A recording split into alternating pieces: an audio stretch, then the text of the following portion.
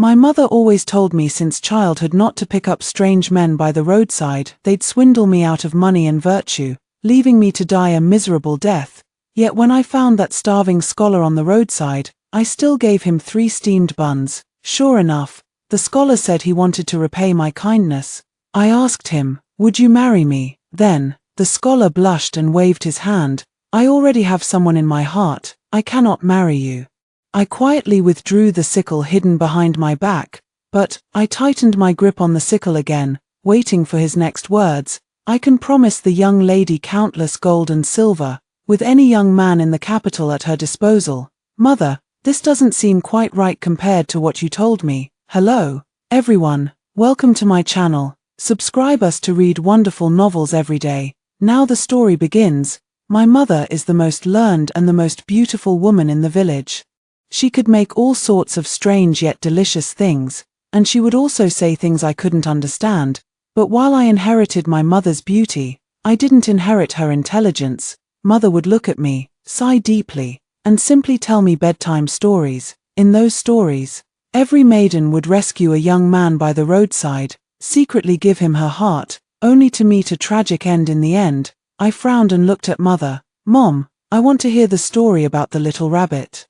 Mother immediately covered my mouth. "No, you don't." Helpless, I had to listen once again to that heart-wrenching story about saving a man and suffering both physically and emotionally. Later, I asked Mother, if we had just killed the person from the start, would we have been spared from hearing this story? Mother thought seriously for a moment before answering me. "If you don't take care of him, he'll die." I nodded cheerfully. "That makes things easier then, Mother.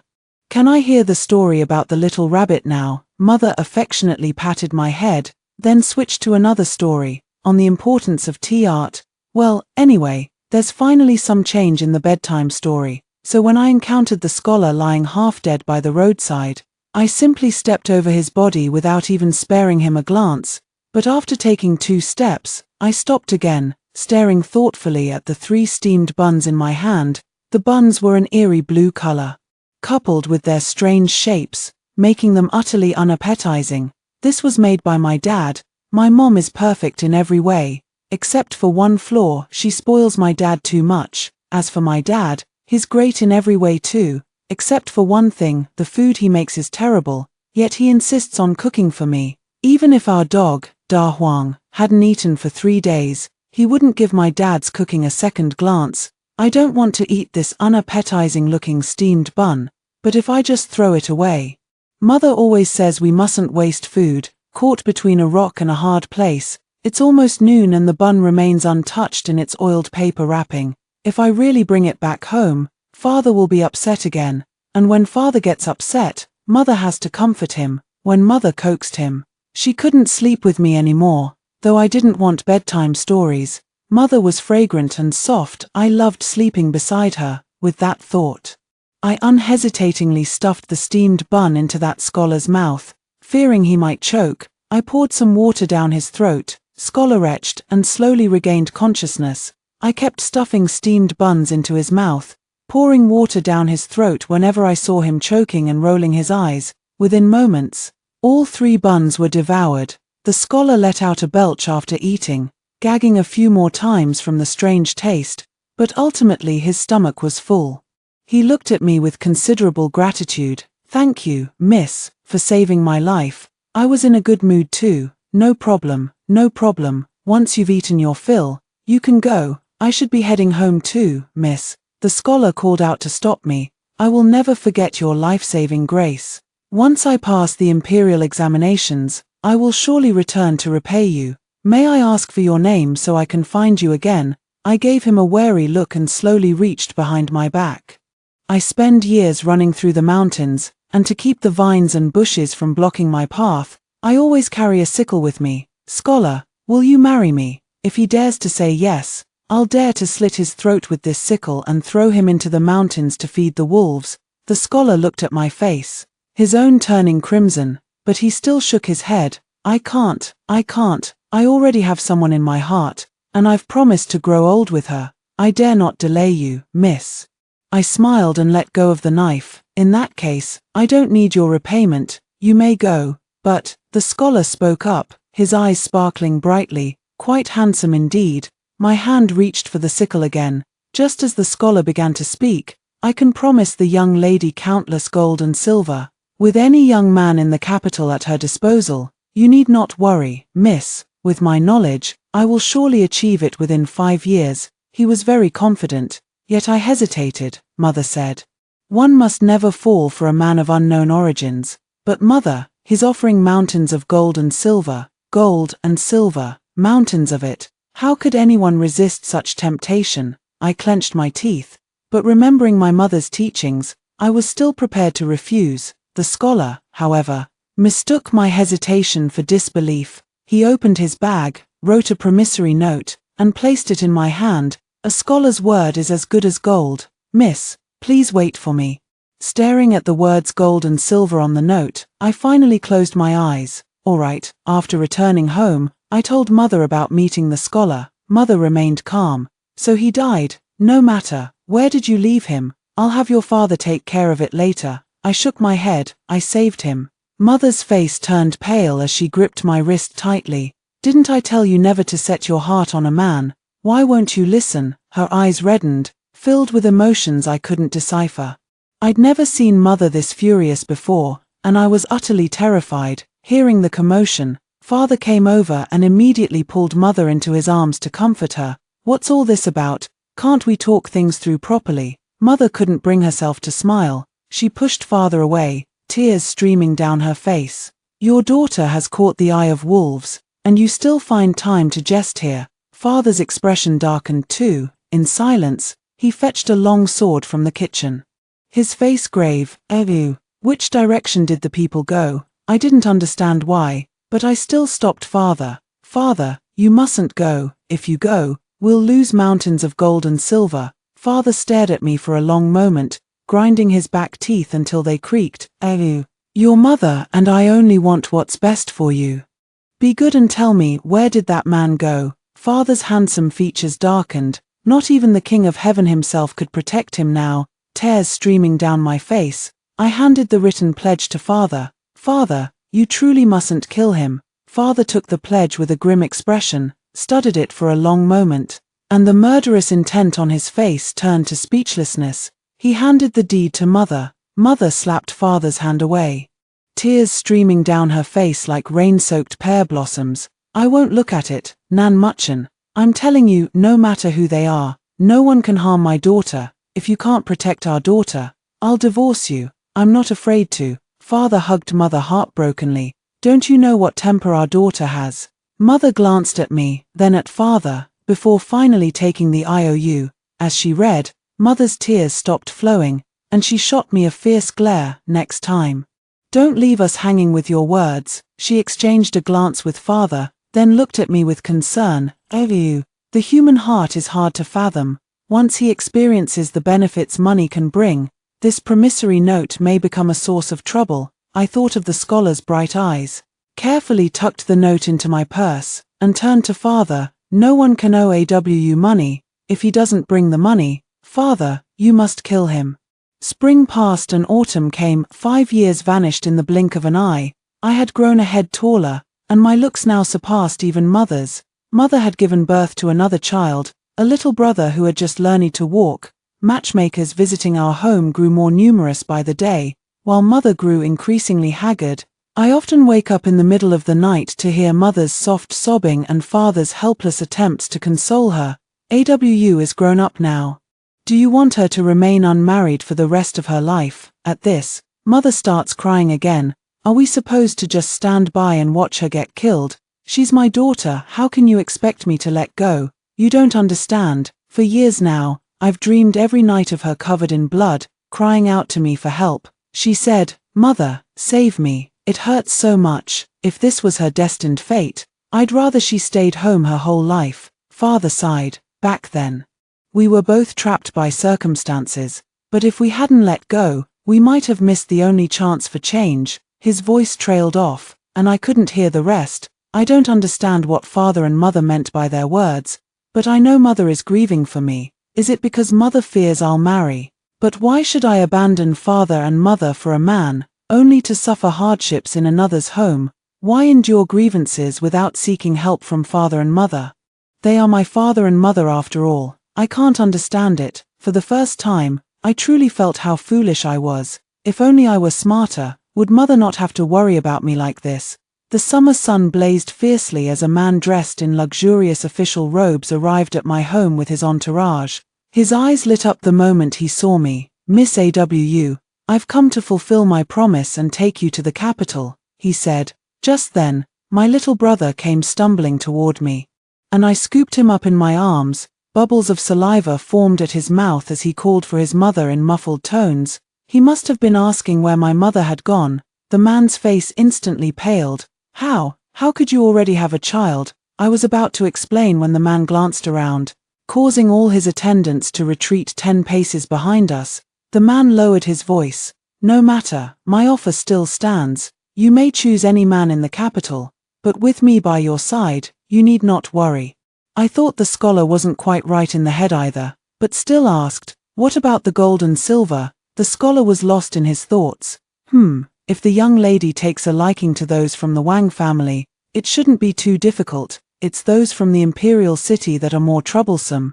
We'll need to plan carefully. With the young lady's beauty, I just need to, no, that won't do. I might not be able to protect her in the future. The more I thought about it, the more I felt like millions in gold and silver were slipping through my fingers. I set my younger brother down and called out toward the kitchen. "Dad!" Father came out holding a kitchen knife. My vision darkened at the sight of the knife. Why had he gone into the kitchen again? Father stared at the scholar, also stunned. The scholar hastily bowed. "This humble one is Liu Wuzhou, here to repay Miss AWU's life-saving grace." I quickly added, "Father, he wants to swindle me out of my gold and silver, offering some capital city gentleman in exchange. Father, you'd better just chop him down." Upon hearing this, Liu Wuzhou repeatedly waved his hands. "Miss AW, you've misunderstood.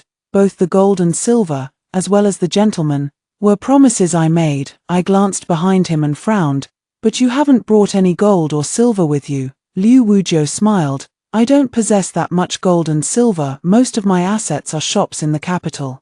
Once you return to the capital with me, I'll hand them over to you one by one. The ledger, the staff, they all need the young mistress's personal inspection." My furrowed brow remained unchanged. "My mind is dull.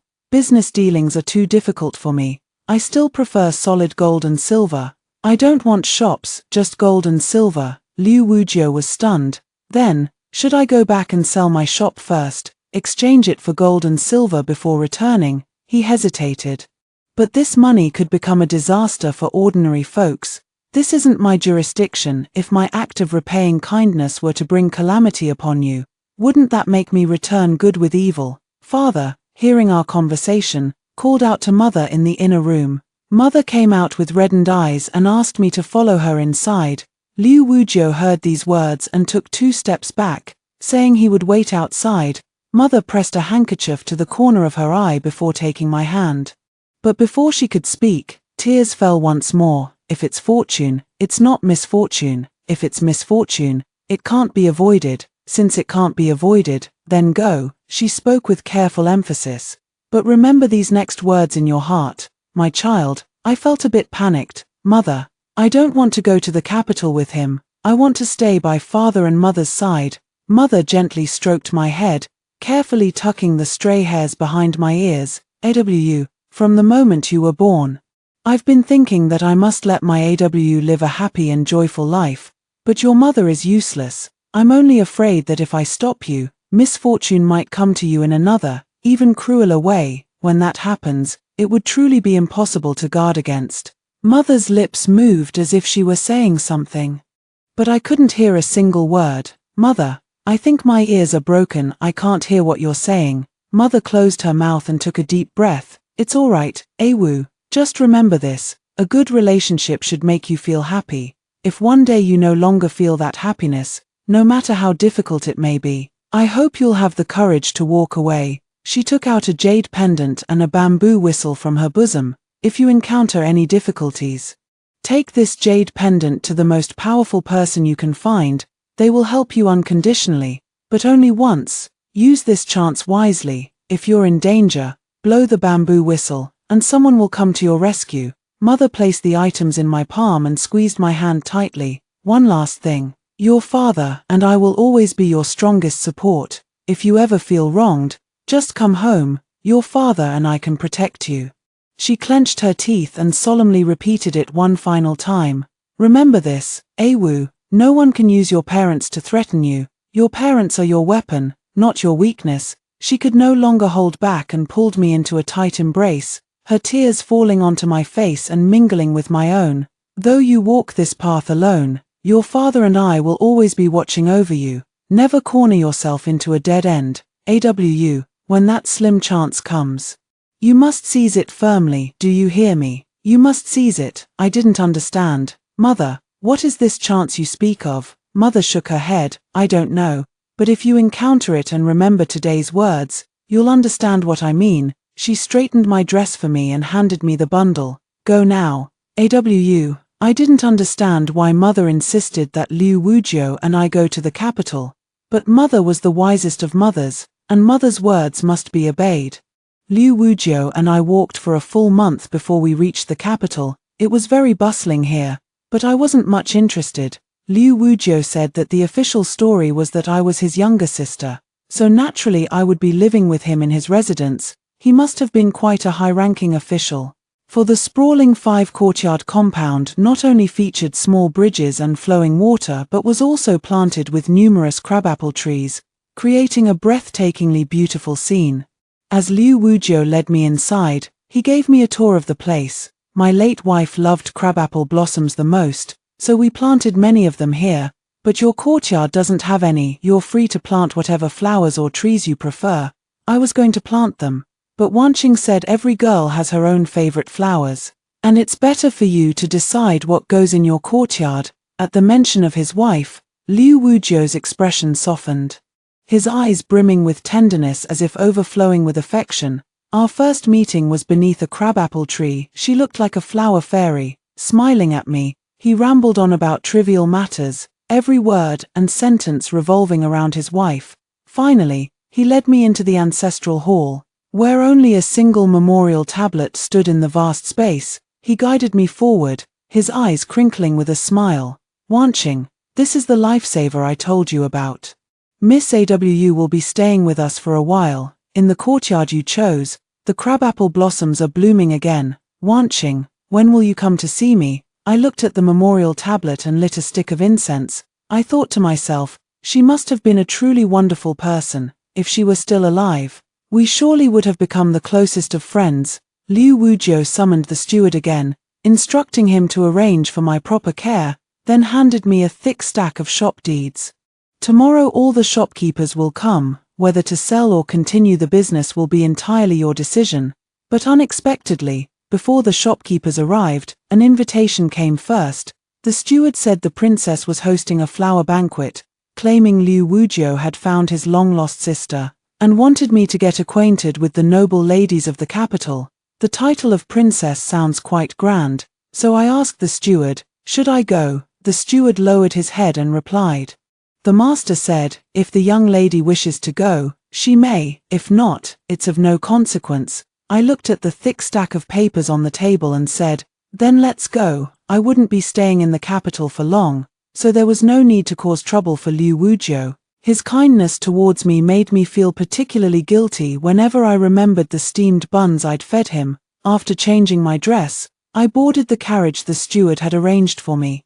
As soon as I stepped through the gates of the princess's residence, the clamorous noise instantly fell silent, and all eyes turned toward me. There was curiosity, disdain, and mockery, but not a single gaze held kindness. Without glancing sideways, I walked straight to the center and greeted the princess, who was dressed in lavish robes and adorned with golden hairpins. The princess's eyes were dark and gloomy, yet she smiled at me. After all, you're from the countryside, utterly lacking in manners. As soon as she finished speaking, mocking laughter erupted around her. If Lord Liu is so wealthy, why hasn't he prepared any jewelry for his little sister? This young lady doesn't look much like Lord Liu, and their surnames are different too. Who knows if she's a real sister or a sweetheart sister? Watch your words.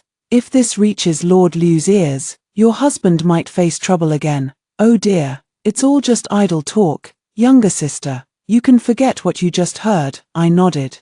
Don't worry, I'll repeat every single word to my elder brother. Hearing this, everyone present immediately changed their expressions. The princess withdrew her smile. Our younger sisters were merely being candid. Miss Nan, there's no need to take it so seriously. Oh, so this is what they call candidness in the capital. I nodded thoughtfully, then turned to the young lady who had just spoken, offering my critiques one by one. Pink is such a delicate color. How old are you this year, miss? My mother always said there's no connection between being ugly and being plump. You really shouldn't lose weight, or else people won't be able to compliment you for being cute anymore. And you must have drunk your fair share of Sanlu milk powder, didn't you? Finally, I turned my gaze to the princess on the high seat and blinked my eyes innocently. Princess, was I being too straightforward? Mother once said, when you encounter someone spreading lewd rumors, don't bother proving yourself, just attack them personally. The princess's face darkened like the bottom of a pot. Phut, a clear laugh, like spring water, came from the doorway. A young man's voice, Imperial Uncle, look, it's been ages since we've seen someone this amusing in the capital. I turned toward the sound and instantly found myself drowning in a pair of eyes as dark as thick ink. Her figure was as graceful as bamboo, her beauty so stunning that one couldn't look away just by her standing there. I knew him, Prince Duan, Song Yinian. He was the most handsome among the albums Liu Wujiu had sent over. Song Yinian glanced at me. Miss Nan, your tongue is as sharp as Minister Liu's, never yielding an inch in an argument. I asked him, if you're in the right, why still show mercy? At this, Song Yinian also fell silent, leaving only the clear, youthful laughter lingering in the surroundings. The princess pouted and coquettishly turned to Song Yinian. Uncle, look, I specially arranged this flower banquet for Miss Nan, and she's being such a killjoy. Before I could speak, Liu Wujiu's voice chimed in as well. Then this subject shall thank your highness on behalf of my younger sister. Today's matter will forever be engraved in my heart. At Liu Wujiu's arrival, the complexions of all present shifted. The noble ladies who had been speaking moments ago now hung their heads like quails. Their earlier haughty demeanor utterly vanished. The princess fumed. Liu Wujiu, don't think your favored position before His Majesty means you can. Liu Wujiu interrupted her and came to stand by my side. Since the princess is aware, she should have handled it more appropriately. This subject is partial. I cannot bear to see my younger sister wronged. His gaze swept over everyone present before finally settling on Song Yinian. Since the flower banquet is cancelled, I shall take my sister and leave first. Song Yinian nodded. Take care on your way, Minister Liu. In the carriage, I asked Liu Wujiu why he had gone to such lengths. Liu Wujiu smiled. A gentleman's word is as good as gold. Since I brought Miss AWU into this den of wolves, naturally I must ensure her safety.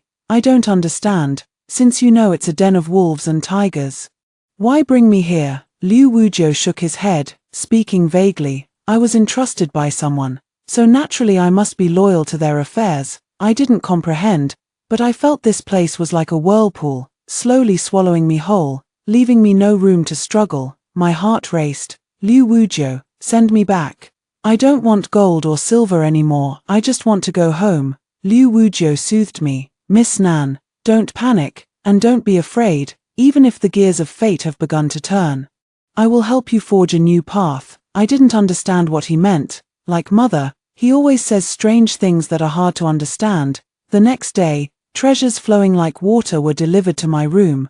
The steward said they were gifts of apology from the princess, with some sent by Song Yinian. Unconsciously, I found myself thinking of his eyes again. In the days that followed, Song Yinian always seemed to appear by my side through all sorts of coincidences.